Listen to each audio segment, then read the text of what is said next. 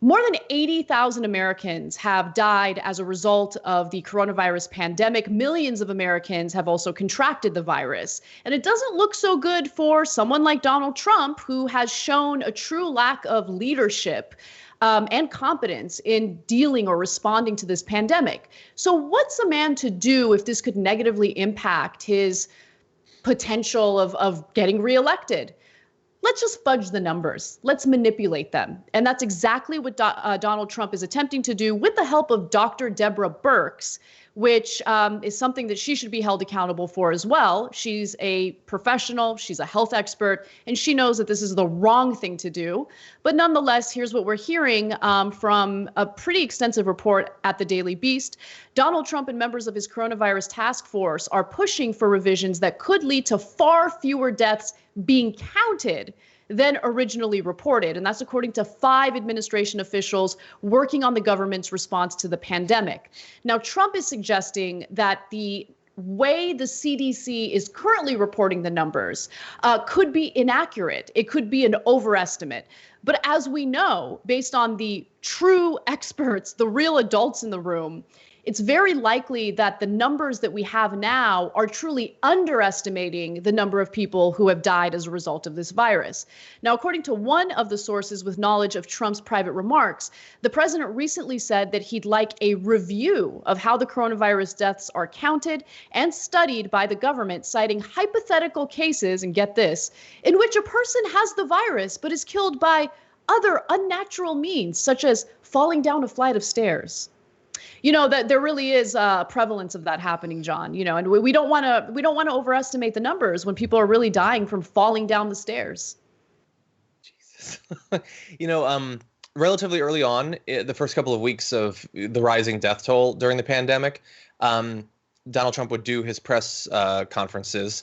And I remember at the time I had a guest on the Damage Report, and at one point Trump said something where he said the number of deaths. I don't remember if it was 5,000 or 15,000 or whatever. The number changes so quickly, obviously. And the guest that was on with me said, well, you know, on Fox, they're saying that a lot fewer people have died, but now Trump is on the record acknowledging the deaths, so he can't flip. And then the guest paused, and then we both laughed. Because, yeah, of course, it doesn't matter how many times he acknowledged it. Like, he just acknowledged the deaths, that there would be, 100,000 deaths a week ago.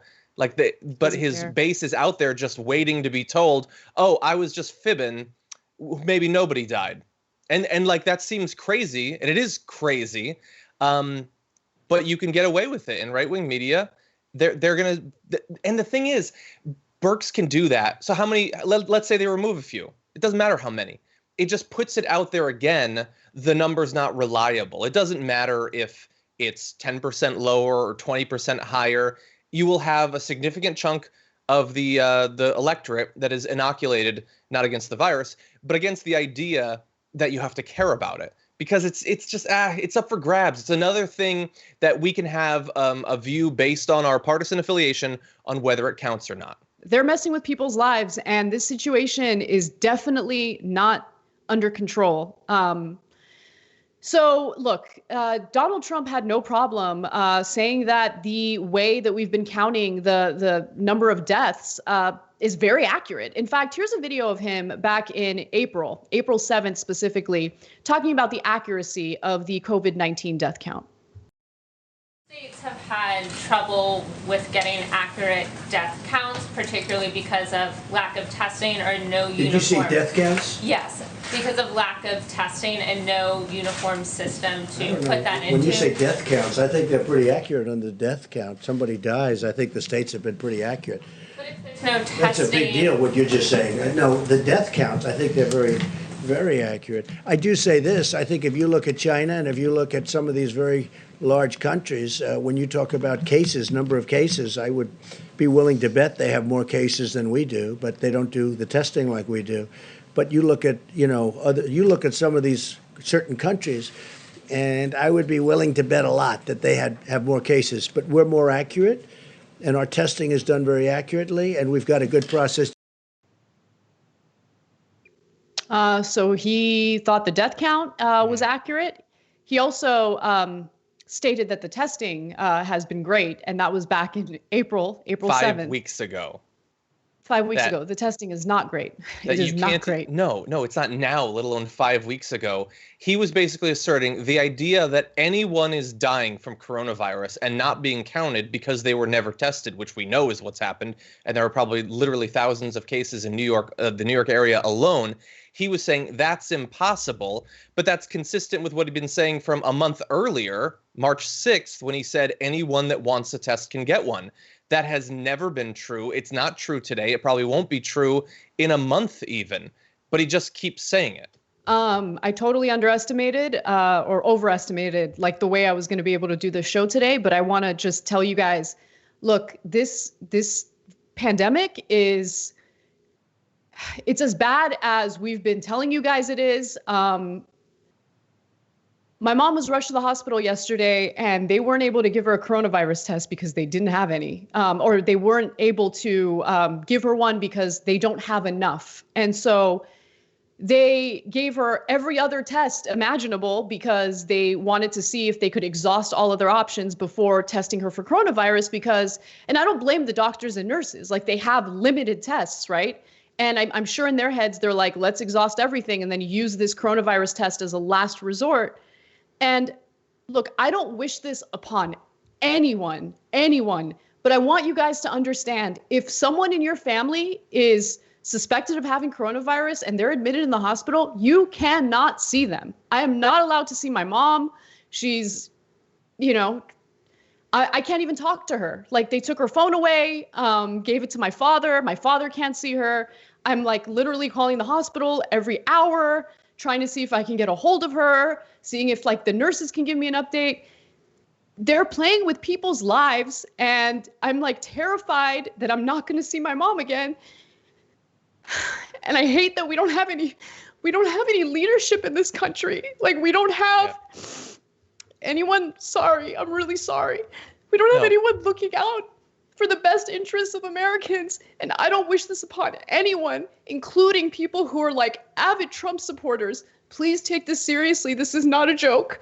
I get that the economy is important. I get that they want to open the country back up. I get that Trump only cares about himself and his chances of getting reelected.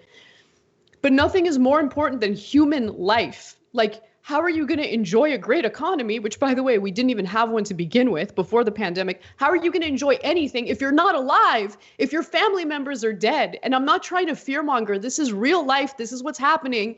And you have the Trump administration, which, went after China over them not being forthcoming about their death toll, about like hiding numbers and stuff. They went after China, and now they're trying to do the same thing with the help of Dr. Deborah Birx, who's supposed to be one of the adults in the room. So Daily Beast reports that Birx, the coordinator of the administration's coronavirus task force, has urged CDC officials to exclude from coronavirus death count reporting some of those individuals who either do not have confirmed lab results and are presumed positive, or who have the virus and may not have died as a direct result of it. So again, she's parroting what Donald Trump wants. Luckily, there are some CDC officials who are pushing back against this. They refuse to follow the orders of the Trump administration because they understand the importance of getting the information to us. But we live in an S-hole country. We do, with this type of leadership, because we don't have politicians who are looking out for our best interests at all. They don't care about our lives. They don't care about our family members' lives. And I don't know, at this point, I don't know what to do about it. The leadership doesn't care. We had the lockdowns for 2 months, which was apparently as long as, a third of the country is willing to stick with it. And that bought 2 months that they did nothing with. And I know that you felt the need to say you feel for the people economically, about the opening up, because you care. And so you're acknowledging that. But they're peddling a complete false dichotomy in both directions. It's not saving lives or reopening the economy. We could save lives, keep the lockdowns, and actually help people to get through this by aiding them via the government. They're not even offering that as an option, and they're stopping anyone from doing that. And reopening the economy reopening the economy doesn't save the economy, because all it does is ensure that we're going to have a horrific second spike and states will be forced to go into a lockdown again. That'll be longer and worse than it would have been if we just done it right the first time and used the time that we bought to make sure that we could do testing and contact tracing and quarantines and all of that. It is they're finding new ways every day to bungle this, to make sure that more money is wasted, more lives are lost. And the reason that you're like, I hate that you're going through this, that you have to experience this, and because you care, like you care about your situation. You also don't want anyone else to experience this, but also because you're not a monster. You've been doing 2 months of this exact same coverage with the same empathy and concern for the lives that are lost, the lives that are being ruined, even before it potentially hit home for you. You were doing the right thing, advocating for people. But unfortunately, the single largest media company in our country is spreading every form of dangerous misinformation imaginable, trying to ensure that more people die, that there's more economic damage. It is a ridiculous situation that we've got into, where everyone who has power in politics and in media seems to be aligned against the American people. Thanks for watching The Young Turks. Really appreciate it. Another way to show support is through YouTube memberships. You'll get to interact with us more. There's live chat, emojis, badges. You've got emojis of me, Anna, John, JR. So those are super fun. But you also get playback of our exclusive member-only shows and specials right after they air. So all of that, all you gotta do is click that join button right underneath the video. Thank you.